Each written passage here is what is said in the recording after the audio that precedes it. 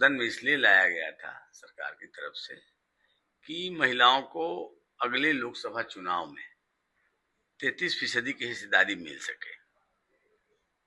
हम चाहते थे विपक्ष भी इसमें सहमत हो, महिला सशक्तिकरण की बात है और कम से कम महिलाओं के मुद्दे पर, उनके हित के मुद्दे पर, उनकी भागीदारी के मुद्दे पर, उनके सशक्तिकरण के मुद्दे पर हमें राजनीति की उम्मीद नहीं थी। मुझे लग रहा था, हम सबको लग रहा था कि दलगत राजनीति से ऊपर उठ करके महिलाओं के हित और के लिए, उनके हक और हुकूक के लिए सब लोग इस विधेयक का समर्थन करेंगे।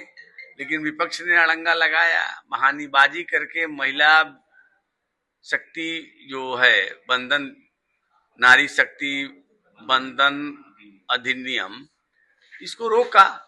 उनकी मंशा थी कि महिलाओं को लोकसभा और विधानसभा में 33% भागीदारी नहीं मिले, उनकी ताकत नहीं बढ़े। तो महिला विरोधी जो उनका आचरण था, जो चरित्र था, उजागर हुआ है। देश की जनता को, महिलाओं को उनको जवाब देना होगा और महिलाएं आने वाले चुनाव में इसका हिसाब लेंगी। लेकिन राहुल गांधी आरोप लगा रहे हैं कि महिलाओं के हित में ये बिल नहीं थी। देखिए, नारी शक्ति बंधन अधिनियम को ठीक से पढ़ने की जरूरत है। महिलाओं के हित में नहीं थी तो किसके हित में थी? बिहार में जब एनडीए की सरकार ने त्रिस्तरीय पंचायत में 50% महिलाओं को आरक्षण दिया, तभी कांग्रेस पार्टी और आरजेडी के लोग यही कह रहे थे। और आज जब हम केंद्र में चाहते हैं कि लोकसभा में, विधानसभाओं में महिलाओं की भागीदारी बढ़े, उस नाते ये विधेयक लाया गया, तो उन्होंने एक बहाना बनाकर इस विधेयक का विरोध किया। उनकी मंशा साफ है और महिलाओं को सत्ता में हिस्सेदारी, भागीदारी नहीं देना चाहते हैं।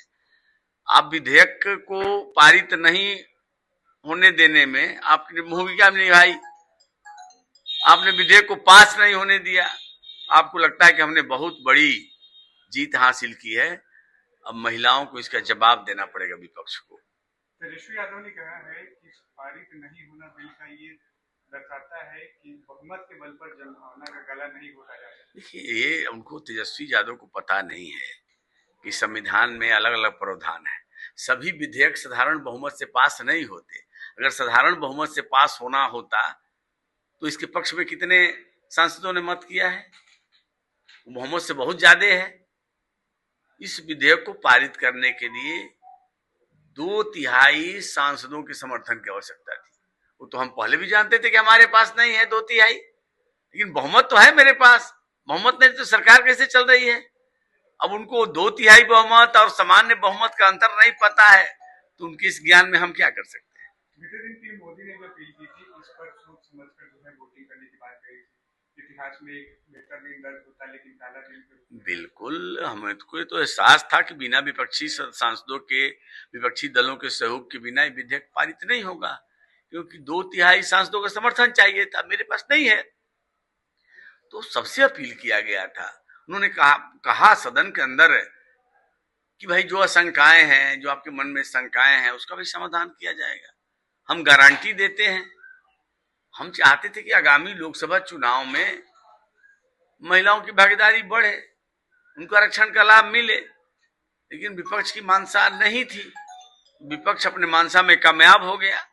लेकिन आप यह कह सकते हैं कि हमने विधेयक को पास नहीं होने दिया, आप निपीठ थपथपा लीजिए, जितनी ताली बजाना है बजा लीजिए, लेकिन देश की जनता को, महिलाओं को जवाब देना पड़ेगा और इस गलती का खमियाजा विपक्ष को लंबे समय तक भुगतना पड़ेगा। ऐतिहासिक बिल के समर्थन नहीं करके, बिल का समर्थन नहीं करके विपक्ष ने एक ऐतिहासिक भूल की है, समझ गए? और इसका खमियाजा उनको भुगतना पड़ेगा। ये जबर भी देखा है तारीख की नजरों ने, लम्हों ने खता की थी, सदियों ने सजा पाई है।